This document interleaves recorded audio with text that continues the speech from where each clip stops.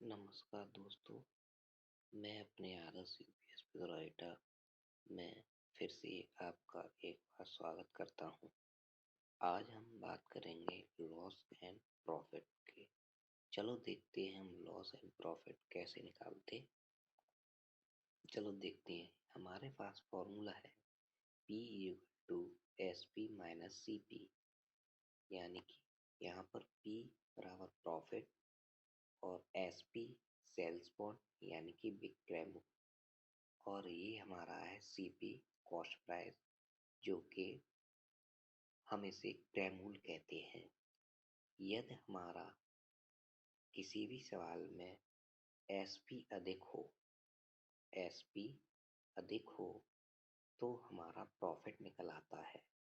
SP अधिक हो यानी कि विक्रय मूल्य अधिक हो और सीपी यानी कॉस्ट प्राइस क्रय मूल्य कम हो तो हमारा प्रॉफिट होता है। जैसे कि हमने कोई चीज़ 100 रुपये की खरीदी, यानी कि क्रय मूल्य हमारा 100 रुपये हो गया, और हमने उसको 120 बेच दी, यानी सेल्स प्राइस में बेच दी है, विक्रय में बेच दी, तो हमारा यहाँ प्रॉफिट निकल आएगा।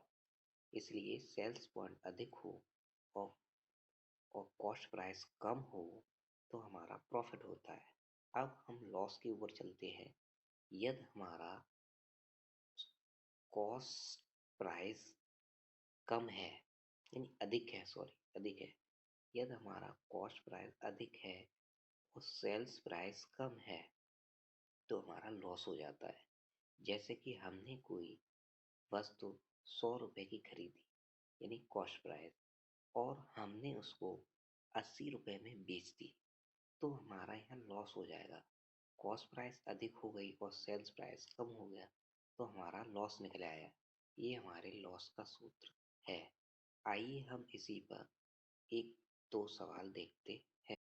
चलो अब चलते हैं। जैसे कि हमारे पास एक सवाल है, सीपी यानी कॉस्ट प्राइस बराबर 1500 रुपये और एसपी यानी कि सेल्स पॉइंट बराबर 1600 रुपये, यानी कि कोई चीज़ हमने खरीदी 1500 रुपये में और उसको हमने सेल कर दिया, बेच दिया, यानी कि 1600 रुपये। अब देखिए यहाँ पे सेल्स पॉइंट अधिक है, सेल्स पॉइंट अधिक है और क्रय मूल्य यानी कि सीपी कम है, तो यहाँ पे साफ दिख रहा है कि यहाँ पर प्रॉफिट हो रहा है, क्योंकि हमने पहले ही बता चुके हैं कि सेल्स पॉइंट अधिक हो और सीपी कम हो तो वहाँ प्रॉफिट होता है। तो यहाँ पर सीधे सीधे प्रॉफिट का सूत्र लग जाएगा। तो चलो चलते हैं, हम प्रॉफिट का सूत्र लगा के देखते हैं इसमें कितना प्रॉफिट हो गया। तो हमने फॉर्मूला लगाया प्रॉफिट यानी P equal to S P minus C P. क्योंकि हमारा एस पी अधिक है और सी पी कम है तो हमें पहले ही पता लग गया प्रॉफिट है, तो हमने जब से सूत्र लगा लिया।